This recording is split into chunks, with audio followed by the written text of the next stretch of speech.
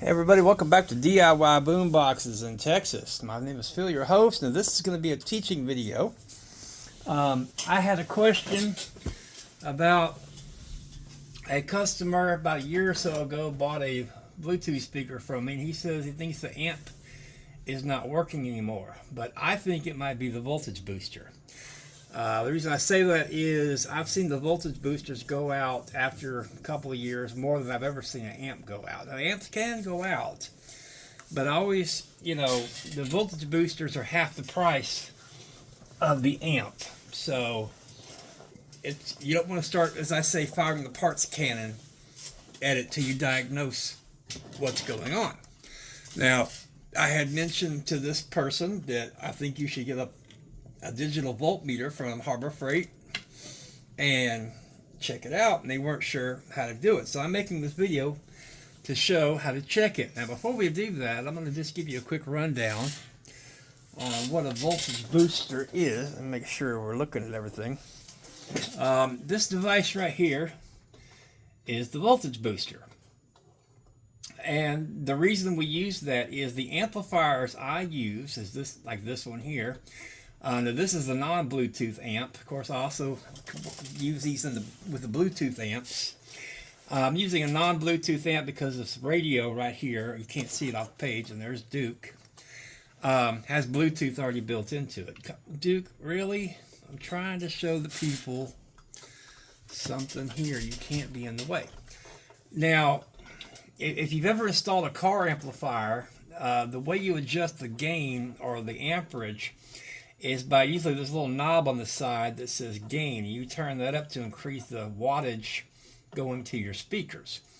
And the reason you want to be able to adjust that is because different speakers have different power levels that they can handle.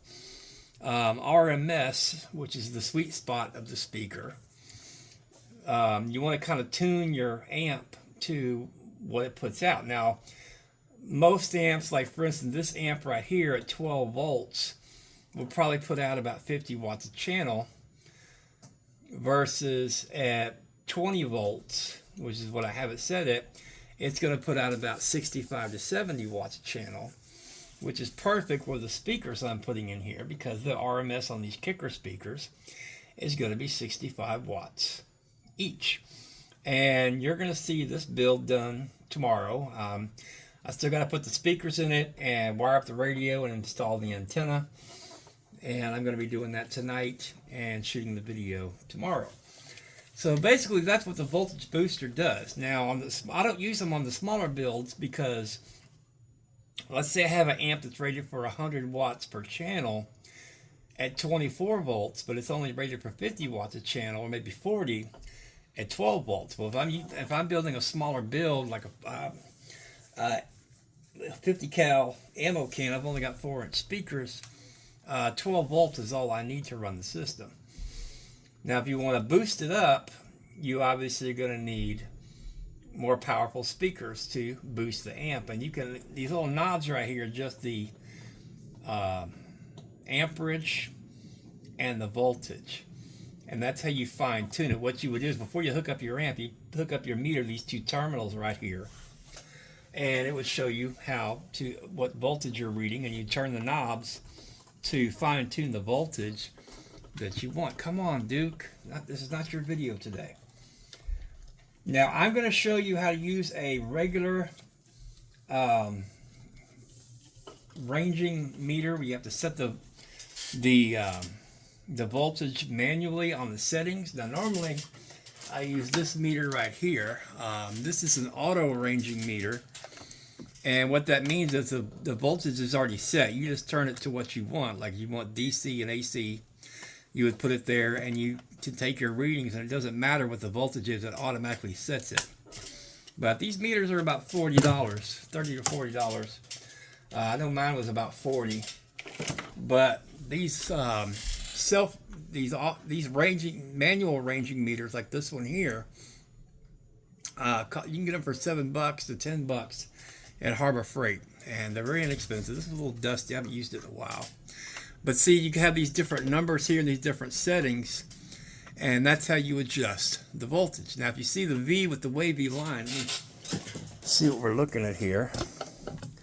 You see that? Let me get something to point with.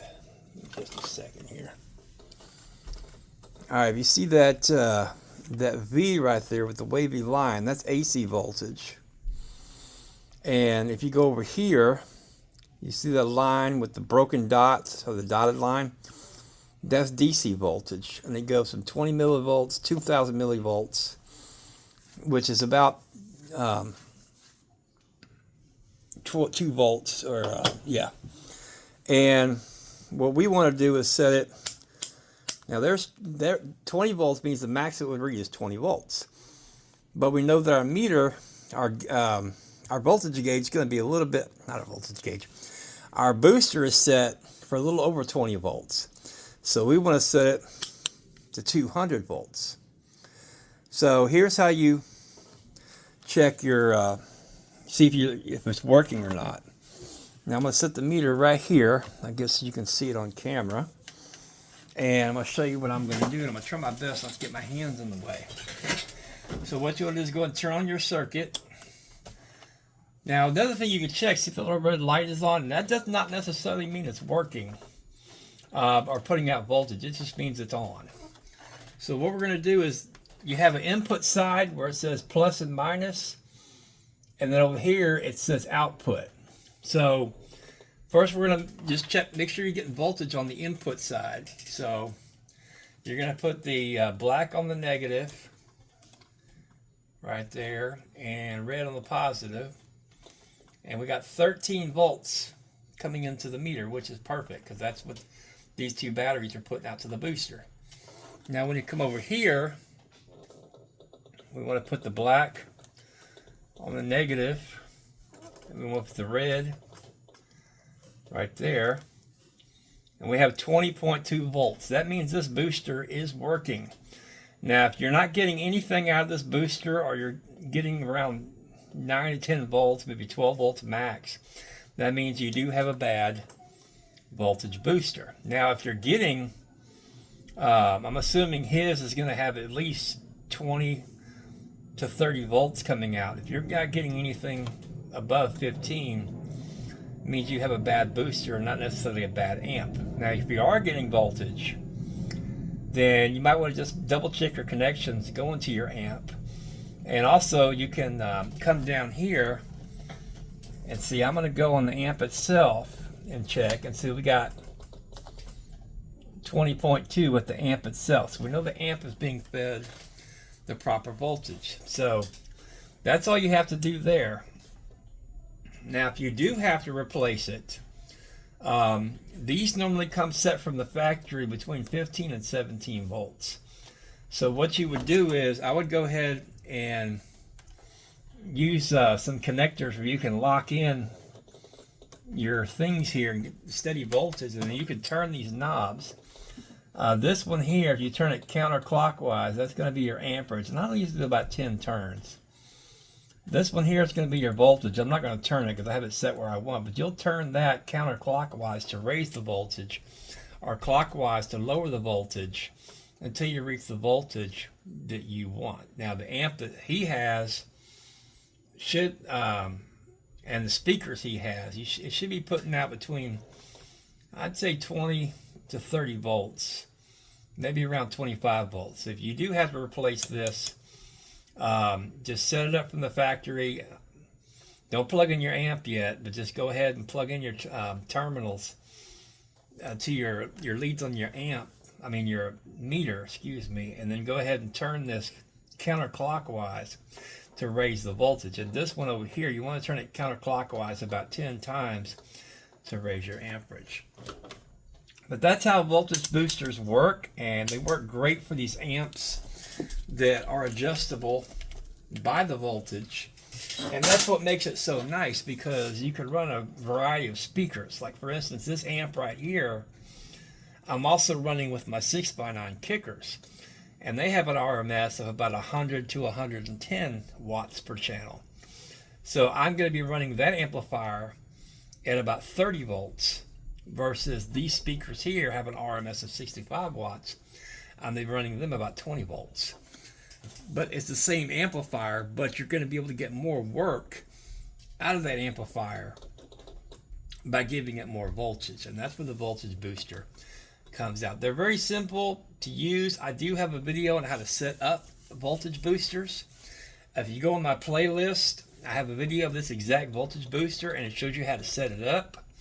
And it covers everything that I just described right here. But if you have an amp that's not working and you do have a voltage booster in your circuit, I would check the voltage booster first and just make sure the proper voltage is getting to the amplifier. If the amplifier is getting the right voltage, then you know you got a bad amp. But if you're not getting the right voltage, mostly the time it's going to be a bad booster. And I have seen these go out once in a while. Now you're probably thinking, well, if it's any good, why would it break? That's a good point, but you can also say that even Rolls-Royce and Ferrari have a repair shop. So regardless of how fancy something can be and how well made it can be, it can still break. Anything man-made can break. So anyway, thank y'all so much for watching. I'm going to end up putting this one together. I still have to wire the radio, and then I'm going to go ahead and wire the speakers and put the antenna. Now I got this big ball of wire right here because this has these lights that are off-road lights, and they're special lights because they can do all kinds of cool stuff. I've even read where you could set it up in music mode would make the lights flash to the beat of the music. So I'm going to see if I can figure out how to make that work before my next video tomorrow. And I think that would be really, really cool. So anyway, thank y'all so much for watching. And say bye to Duke, everybody. Say bye, Duke. Duke just had to be on video. There you go. And we'll see y'all tomorrow, another video. Thanks for watching.